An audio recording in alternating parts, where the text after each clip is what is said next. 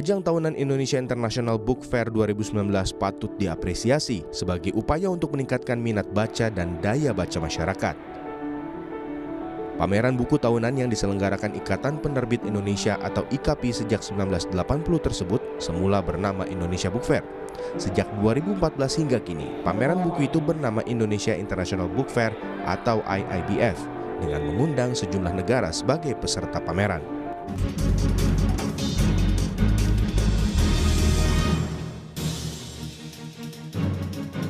Terima kasih Anda masih bersama kami di Editorial Media Indonesia. Di segmen ini kita telah tersambung bersama dengan Direktur Eksekutif Indef, ada Tauhid Ahmad. Mas Tauhid, selamat pagi.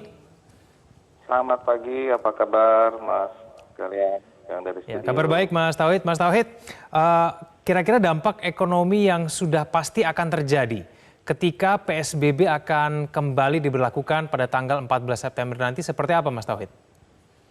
Ya, saya kira kalau PSBB diberlakukan kembali, maka perekonomian Jakarta dan sekitarnya ini akan terdampak ya. Tetapi juga punya dampak ke nasional yang cukup lumayan.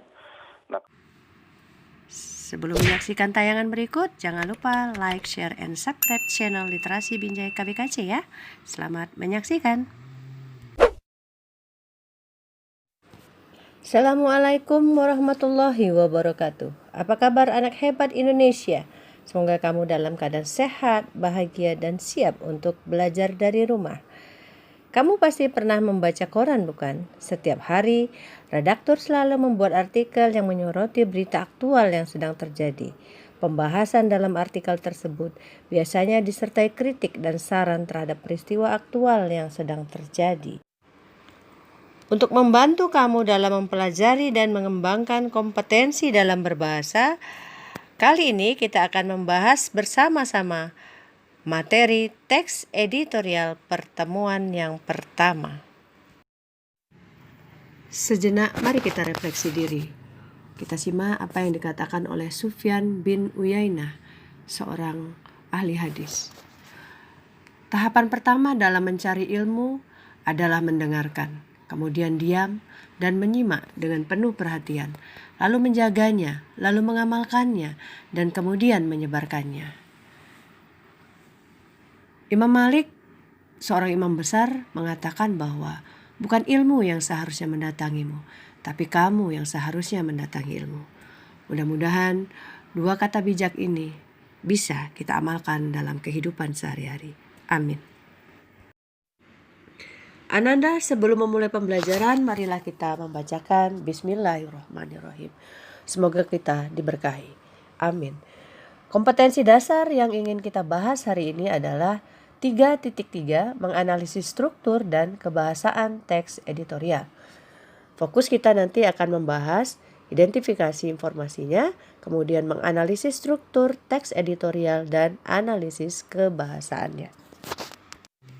Di bagian awal tadi, kamu sudah menyaksikan tayangan video contoh dari teks editorial yang diangkat dalam bentuk visual atau dalam tayangan televisi. Tapi sesungguhnya, apakah yang dimaksud dengan teks editorial itu? Yuk kita ikuti bahasan selanjutnya. Berikut mari kita kenali apa yang dimaksud dengan teks editorial. Teks editorial adalah sebuah artikel dalam surat kabar yang merupakan pendapat atau pandangan redaksi terhadap suatu peristiwa yang aktual atau sedang menjadi perbincangan hangat pada saat surat kabar itu diterbitkan. Lyle Spencer dalam editorial writing mengatakan tajuk rencana merupakan pernyataan mengenai fakta dan opini secara singkat, logis, menarik, ditinjau dari segi penulisan dan bertujuan untuk memengaruhi pendapat atau memberikan interpretasi terhadap suatu berita yang menonjol sebegitu rupa sehingga bagi kebanyakan pembaca surat kabar akan menyimak pentingnya arti berita yang ditajukkan tadi. Kata lain dari editorial adalah kolom, tajuk rencana atau kolom koran yang pada intinya adalah memasukkan pendapat pribadi ke dalam pernyataan objektif dan memberikan perspektif. Biasa dilakukan oleh pimpinan redaksi dari koran atau media tersebut. Lalu apakah yang menjadi tujuan dari editorial atau tajuk rencana tersebut? Tujuannya adalah satu, mengajak pembaca untuk ikut berpikir tentang isu aktual yang sedang hangat dibicarakan atau sedang terjadi di kehidupan sekitar. Yang kedua adalah memberikan opini atau pandangan redaksi kepada pembaca terhadap isu yang sedang berkembang. Lalu apa fungsinya? Yang pertama adalah menjelaskan berita dan akibatnya pada masyarakat. Yang kedua adalah memberi latar belakang dari kaitan berita tersebut dengan kenyataan sosial atau faktor yang memengaruhi dengan lebih menyeluruh. Yang ketiga, analisis untuk mempersiapkan masyarakat akan kemungkinan yang bisa terjadi. 4. Meneruskan penilaian moral mengenai berita tersebut.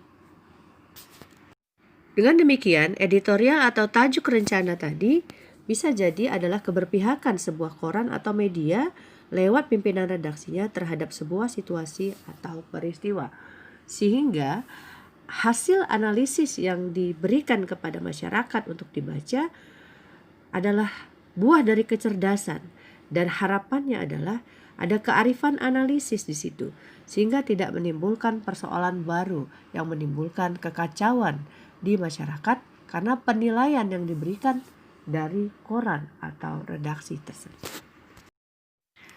Seperti yang dikatakan tadi bahwa opini yang disampaikan dalam editorial adalah pandangan sebuah koran atau redaksi, maka belum tentu itu bisa kita terima.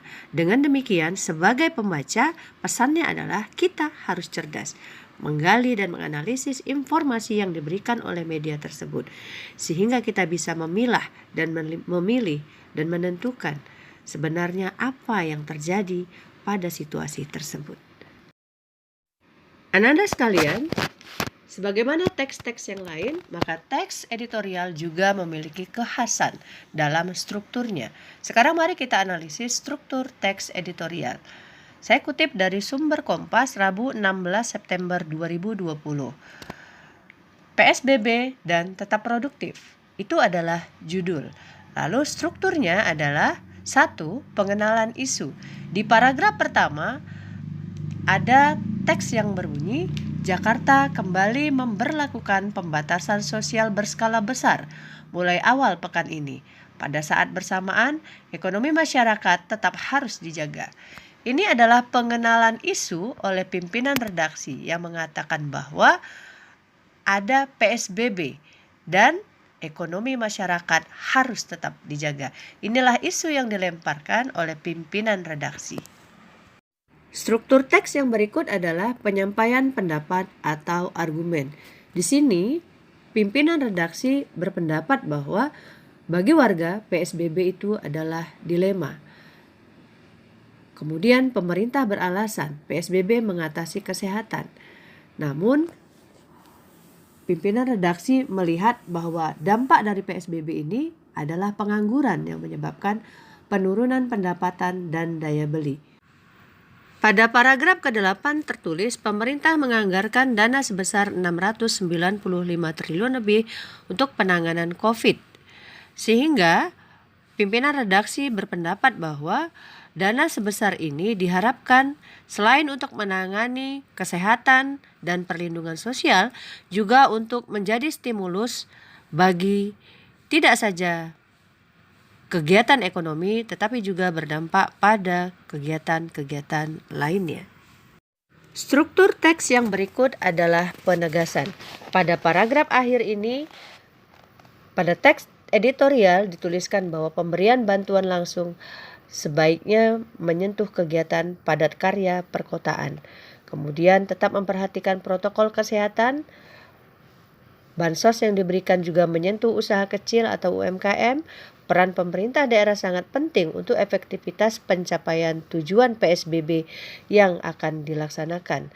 Lalu harus selalu dimonitor dan dievaluasi agar semua keputusan pemerintah menerapkan PSBB ini bisa berbasis data, akurat dan efektif agar mencapai tujuannya. Dari uraian tadi, kita tegaskan kembali bahwa struktur dari teks editorial atau tajuk rencana dimulai dari judul, kemudian ada pengenalan isu, lalu ada penyampaian pendapat dan argumentasi, serta yang terakhir adalah penegasan. Dalam kesempatan ini, selain membahas tentang struktur teks editorial, kita juga akan membahas ciri kebahasaan dari teks editorial tersebut. Mari kita simak uraian berikut. Ciri kebahasaan teks editorial yang pertama adalah kalimat retoris. Kalimat retoris adalah kalimat yang sebenarnya tidak perlu memerlukan jawaban karena jawabannya pada umumnya sudah ada di dalam kalimat tersebut, atau memang tidak perlu jawaban karena memang sebenarnya bukan sedang bertanya tetapi mengungkapkan sebuah pernyataan dalam bentuk pernyataan. Contoh, benarkah pemerintah tidak tahu mengenai rencana pemerintah menaikkan harga LPG? Nah, ini tentu saja akan dijawab oleh penulisnya sendiri pada paragraf-paragraf selanjutnya. Ciri kebahasaan yang kedua adalah menggunakan kata atau istilah populer. Misalnya dalam teks editorial yang kita bahas tadi adalah tentang PSBB. Maka istilah PSBB, COVID, kemudian pandemi muncul dalam teks tersebut. Ciri kebahasaan yang ketiga adalah kata ganti penunjuk, yaitu merujuk pada waktu, tempat, peristiwa, atau fokus pada ulasannya. Ada contoh kata itu, ini, dan sebagainya. Selanjutnya adalah konjungsi kausalitas. Karena di dalam teks editorial ini banyak sekali pendapat yang mewakili dari redaksi, maka pendapat-pendapat itu haruslah memberikan alasan yang tepat yang mewakili pemikiran mereka. Sehingga konjungsi kausalitas diwakili oleh kata sebab, karena oleh sebab itu merupakan dampak dari alasan yang harus diberikan ketika mereka memberikan pendapat.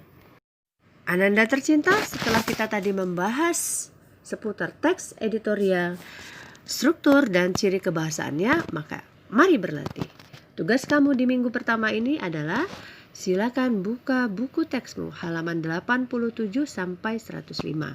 Lalu pilihlah dari 5 judul dalam buku kita, pilihlah satu judul saja dari teks editorial yang ada. Lalu analisislah strukturnya. Ingat, hanya satu judul saja. Untuk kamu, analisis strukturnya. Pada minggu kedua, tugas kamu adalah setelah kamu menganalisis struktur teks pada minggu pertama tadi, kemudian lanjutkanlah pekerjaannya dengan menganalisis ciri kebahasaannya. Temukanlah 1. Kalimat retoris, 2. Kata atau kalimat yang menggunakan istilah populer, yang ketiga, temukanlah kata ganti penunjuk, kemudian yang keempat, konjungsi kausalitas. Ananda tercinta, terima kasih sudah menyaksikan dan ikut membahas seputar teks editorial. Semoga bahan ini bisa membantu kamu untuk lebih memahami pembelajaran kita. Terima kasih banyak. Jangan lupa like, share, and subscribe channel Literasi Binjai KBKC supaya author lebih bersemangat untuk membahas materi-materi selanjutnya. Berpikirlah positif, tetaplah bahagia. Salam literasi. Assalamualaikum warahmatullahi wabarakatuh.